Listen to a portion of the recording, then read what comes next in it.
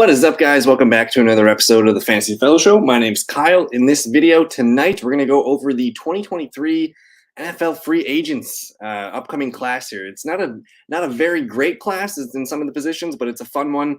And I will get into a screen share here and show you guys the top quarterbacks, running backs, wide receivers, and tight ends that we're going to care about for fantasy football. So that's the angle here. I did put a link. I'm going to put a link in the description so you guys can view the free agency article that I have here on the fantasyfellowship.com. But we have some dates here that I want to clarify first. So February, as I record this, it's February 22nd. So starting yesterday up until March 7th, teams are eligible to use the franchise or the franchise tag, transition tags on impending free agents. So we'll get into some of those guys. And then March 13th through 15th, that's when teams can begin negotiating with impending unrestricted free agents. And then March 15th, that's essentially the new league year begins, and you're going to see a lot of signings and fun stuff happening that weekend in March. So we'll check in on all that. I got to get the Spot Track link to work here. I'm going to actually type in Spot Track free agents, and I pulled my data off of Spot Track. If you guys want to look into more positions, you guys can totally do that, and you can actually have it filtered by average salary. So if you want to see all the other positions, click on that link. I'll have that one ready to go after the video. But let's get into the quarterbacks. There's a decent list of quarterbacks here. At the top of the list, of course, it's Derek Carr. Raiders decided to move on from him at the end of last season.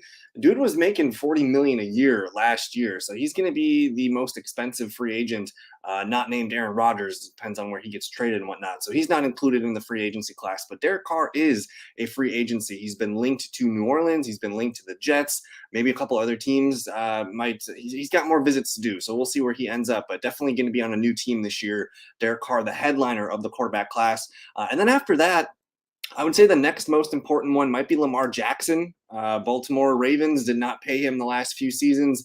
It's likely that he does return to Baltimore, but he's going to have a lot of interested teams in maybe potentially getting him on their squad.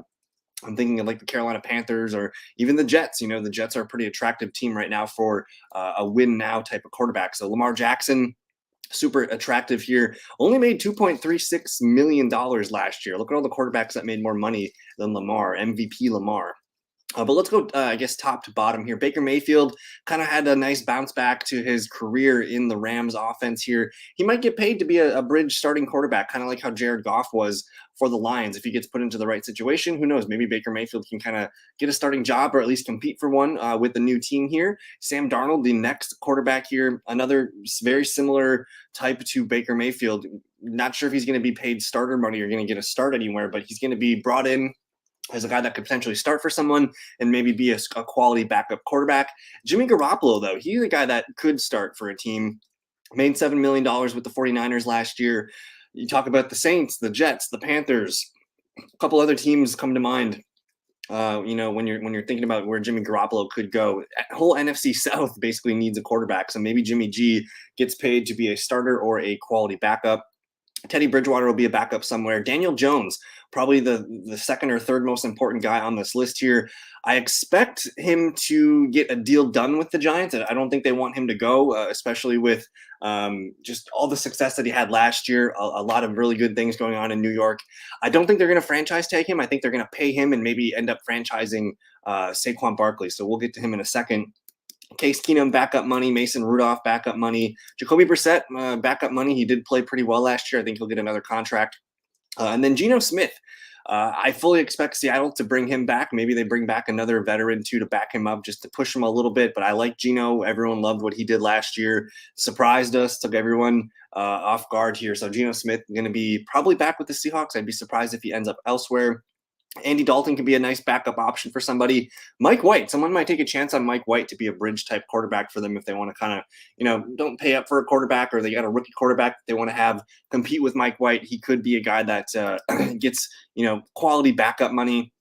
Same thing for Taylor Heineke. He filled in nicely the last few seasons for the Washington Commanders. I don't know if he's going to be getting starter money, but again, quality backup for someone there. And then just some guys at the bottom of the list here: Drew Lock, Tyler Huntley, Jared Stidham, and Gardner Minshew. Excited to see if Gardner Minshew gets another chance. Maybe he resigns with Philly, but I wouldn't mind seeing him get a chance to compete for a starting job. I think he played pretty well in that game and a half or two last year when Hurts was out. But that's the headliner list. Again, I'll recap: Derek Carr, Jimmy Garoppolo, Daniel Jones, you got Geno Smith, and you got Lamar Jackson. So we'll see where these guys end up, but that's the quarterback situation. Now we're going to move on to the running backs, which I think the running back market this year is probably the most interesting. It's headlined by Saquon Barkley at the top here. Only made $7.8 million last year.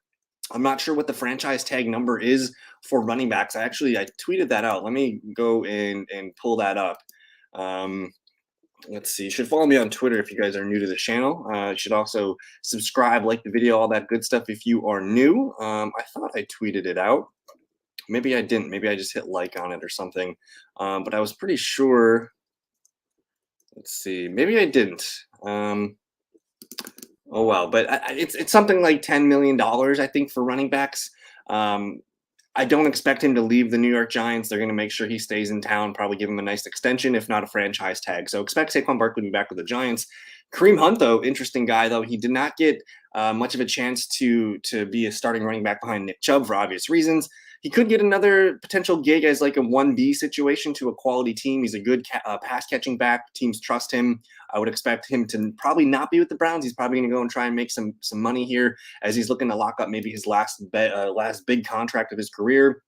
Rashad Penny, often injured. He had a chance last year to start. Kenneth Walker came in and took the job over. That's not happening. Maybe we see Rashad Penny come back on a 1 or 2 year prove it deal.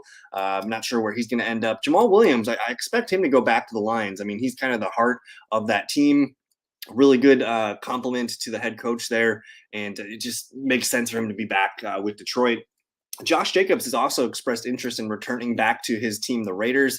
I think they're going to have a lot of money to play with. They're not going to have to pay Derek Carr. They're going to try and attract a new quarterback. I would assume Josh Jacobs is a vital piece to what they want to do in 2023. Mark Ingram, Rex Burkhead, Raheem Mostert, just some veterans here. D'Onta Foreman's interesting. He filled in really well for Christian McCaffrey after that trade last year for Carolina. I think it's wise for Carolina to bring him back, but I mean, at this point, the dude's trying to get a big payday. So it wouldn't surprise me if he moves on elsewhere and decides to go be a starting running back somewhere else. Who knows? There's Mike Boone, Boston Scott, Samaje Perine, Ronald Jones. Now we get to Miles Sanders, which is interesting. I expect Philadelphia to bring back Miles Sanders, but not to overpay him. Maybe they end up, I don't know if they're going to franchise tag him. I don't know if that makes sense. Hasn't made a lot of money in his career, so this is going to be his first opportunity for a nice payday. Jerick McKinnon, probably going to re-sign with the Chiefs. I would expect that. I do like Latavius Murray sticking with Denver. He's got the Sean Payton connection there. Played really well when he got there, and he kind of pushed Melvin Gordon out of the picture. So Latavius Murray, I expect him to go back to the Broncos. Jeff Wilson played well with Miami. He's probably going to get brought back there. And then the next big one here, we got couple big ones actually. David Montgomery, Chicago Bears. We'll see if they move on from him. They do like Khalil Herbert. I'm not sure what's going to happen with Montgomery, but he'll test the market if he doesn't get franchise tagged. And then Devin Singletary. It started to look like James Cook was taking over at the end of last season and into the playoffs. Singletary is expendable here. I think he's totally replaceable. And there's a ton of good running backs in the NFL draft this coming 2023 draft. So we'll see what the Bills do. Damian Harris, another tough nosed runner here. The Patriots. Not sure if you're going to bring him back. They really like Ramondre Stevenson and some of the rookies they drafted last year. Wouldn't surprise me to see Damian Harris go somewhere else. Alexander Madison, probably going to test the market and see if he can get an opportunity to not be a backup. And then the biggest one here, Tony Pollard. What do the Cowboys do? They have the Ezekiel Elliott problem where do they want to pay him or take a pay cut kind of thing. But Tony Pollard deserves his money. I'm not sure about the Cowboys cap situation, but Pollard coming off a serious knee injury as well. I'm not sure what's going to happen with him, but and then James Robinson at the bottom here. So I really like a lot of the names at the running back spots here, and that's going to really shift things for fantasy because we know running backs are king in fantasy football. Let's move on to the wide receivers. Easily the weakest part of the free agency class in 2023. I mean, you got Nelson Aguilar at the top. He earned $11 million last year from the Patriots. That ended up to be a bust. Sterling Shepard just can't stay healthy. I'm not sure if we're going to see him play again. But DJ Chark, $10 million a year for Detroit last year. We'll see if he goes back to Detroit. He could form a really nice trio with Amon-Ra St. Brown and Jameson Williams.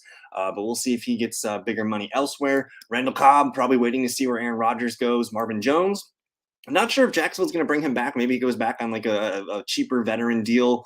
They're going to have Calvin Ridley in the mix, so he's going to step in for Marvin Jones's spot. We'll see if he goes back. Julio Jones probably on the outs here. Not sure if he's going to play this year. Byron Pringle for the Bears. Alan Lazard. It sounded like at the end of the year, Lazard was not open to coming back to Green Bay, but it sounds like maybe there's some negotiations on that side here. Maybe Lazard comes back, and then I think the prize of the free agency class is going to be Jakobi Meyers. The dude was an absolute baller the last couple seasons, a tremendous slot player, super trusty with his hands. Who knows? Maybe he leaves New England and he gets the starting job. Like, I'm just picturing him. You put him on the Chargers or the Chiefs or something like that, where he can be with a really good quarterback. Jakobi Meyers could be getting a big payday. He's probably going to be one of the highest paid receivers of this list here. Deontay Hardy, not sure what Juju's going to do. It makes sense for him to go back to Kansas City and stay within that offense. Jarvis Landry, another aging player. N'Keal Harry probably deserves a chance. I don't know if he's going to get a big payday, but he does deserve a chance to get a fresh start somewhere. Mac Hollins played pretty well for the Raiders. Jamison Crowder, Sammy Watkins, Zach Pascal. I do like Mecole Hardman, though. He might get some big money on the market. And same thing with Paris Campbell. He finally stayed healthy last year. Both these guys are fun players in space when you get the ball in their hands, and they're probably going to get a decent contract to be, a number 2 or number 3 receiver on a different team. Noah Brown filled in pretty well for the injured Michael Gallup and I guess the Amari Cooper, missing piece last year in Dallas. So I like Noah Brown. Richie James, also another quality slot receiver here who played really well. The Giants didn't have any receivers last year. You also see Darius Slayton on the list. He's probably going to get paid. We'll see if he returns to the Giants. I don't know why they list Jawan Johnson as a wide receiver. He was tight end last year, but here he is. He's on the wide receiver list. Maybe he gets more money that way. And then I like Jawan Jennings a lot. He's a really good physical blocker. Kind of reminds me of like an Alan Lazard type, where he's on the field a lot. He does a lot of dirty work that doesn't get noticed, except in the film room after the game. So a lackluster wide receiver group here, but there's a little bit of juice to squeeze here. I like a lot of these guys, but again, we'll see what happens come free agency in March. And then the final list here is the tight end group. Some good ones. You got Mike Gesicki at the top. He got franchise tagged last year, as well as Dalton Schultz. I don't know if these guys are going to return to their teams. I think the Cowboys like their young tight ends, Jake Ferguson. They have another guy there that they like as well. Maybe Schultz moves on and finds a new payday there. And then with Gesicki, he needs to find a new team. The Dolphins were not going to use him. I'm surprised they even franchise tagged him last year. They basically paid him $11 million to do not much. Evan Ingram might be the breadwinner from this tight end class, though. I would like to see him return to Jacksonville because that offense is going to be really fun. But who knows? He's going to test the waters and see what he can do. Austin Hooper, it's not happening anymore. Robert Tonyan Jr. played well coming off a serious knee injury, so he might be a guy that takes a step forward this year. We'll see if he returns to Green Bay.